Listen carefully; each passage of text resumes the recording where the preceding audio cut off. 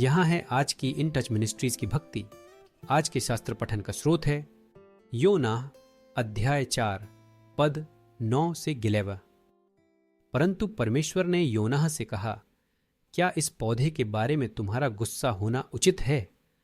योनाह ने उत्तर दिया, बिल्कुल उचित है। मैं इतने गुस्से में हूं कि मेरी इच्छा है कि मैं मर जाऊं। परंतु यहोवा ने कहा, तुम इस पौधे के लिए चिंतित हो, जिसकी तुमने न तो कोई देखभाल की और न ही तुमने उसे बढ़ाया। यह रातों रात निकला और रातों रात यह मर भी गया। तो फिर क्या मैं इस बड़े शहर नीनवे की चिंता न करूं, जिसमें 1,20,000 से अधिक मनुष्य रहते हैं, जो अपने दाएं तथा बाएं हाथ के भेद को भी नहीं जानते, और इस शहर में अनेक पशु भी हैं।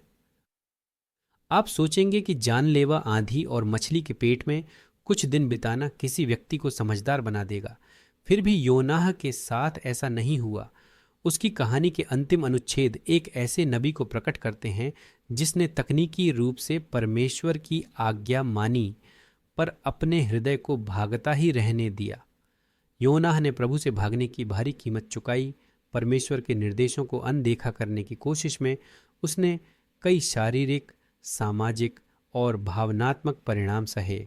पर जब वे घटनाएं बहुत पहले बीत चुकी थीं, तब भी योनाह अपने पलायन की आत्मिक कीमत से जूझता रहा। वह क्रोध और ऐसी कड़वाहट के साथ जीता रहा जो इतनी प्रबल थी कि उसने परमेश्वर से उस राहत के लिए विनती की जो मृत्यु ला सकती थी। विश्वासियों के रूप में हम प्रभु की अवज्ञा बिना कीमत चुकाए नहीं कर सकते। संभव है आपकी कोई आदत, कोई इच्छा या कोई वर्तमान कार्यमार्ग हो जिसके बारे में आप जानते हैं कि वह परमेश्वर की इच्छा के विरुद्ध है। क्या आपने उसकी कीमत पर विचार किया है? प्रभु पवित्र और धर्मी है और पाप को सहन करना उसके स्वभाव के साथ संगत नहीं है। इसके अलावा अपनी ही इच्छा के पीछे चलने की कीमत बड़ी है।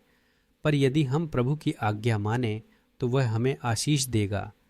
हम अपने बच्चों के प्रति उसके प्रेम पर भरोसा कर सकते हैं, चाहे हम ठीक ठीक न समझें कि वह हमें क्या करने के लिए बुला रहा है या क्यों।